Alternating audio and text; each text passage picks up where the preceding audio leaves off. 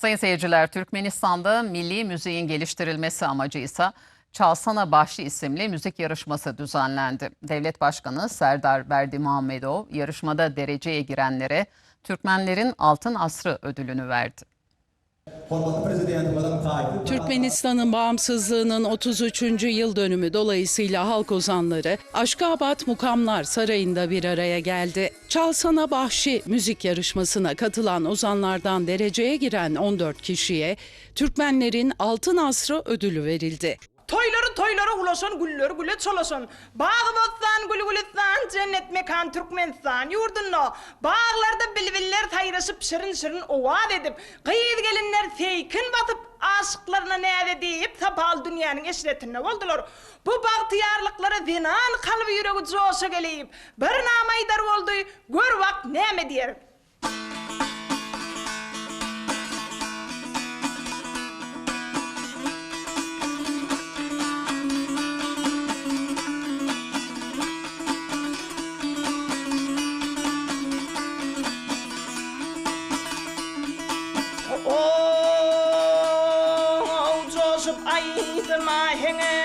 Anamda bar yatımı, baktı bilseydin bile, kahraman terdarımı, baktı bilseydin bile, kahraman terdarımı.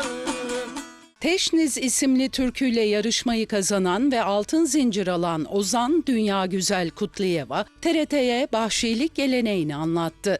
Vatan kahramanlarını, atasözlerini ve destanları Türkmenistan sazı dutar eşliğinde anlatan aşıklar ve ozanlara Türkmenistan'da bahşi adı verilir. Milli kültürün en önemli temsilcileri arasında yer alan bahşiler, gelenek ve göreneklerimizi müzik eşliğinde gelecek kuşaklara aktarır. Türkmenistan'daki bahşilik geleneği 2021 yılında UNESCO insanlığın somut olmayan kültürel mirası listesine eklenmişti.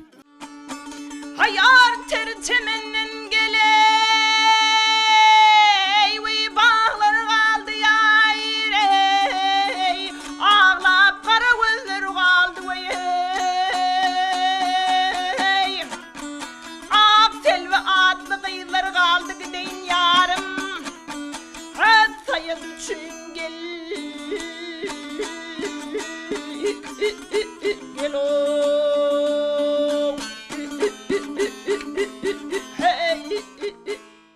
Bahşiler İslam öncesi göçebe yaşam tarzında akşam oturmalarının vazgeçilmeziydi. Ozanlar günümüzde de izleyenleri kendisine hayran bırakıyor.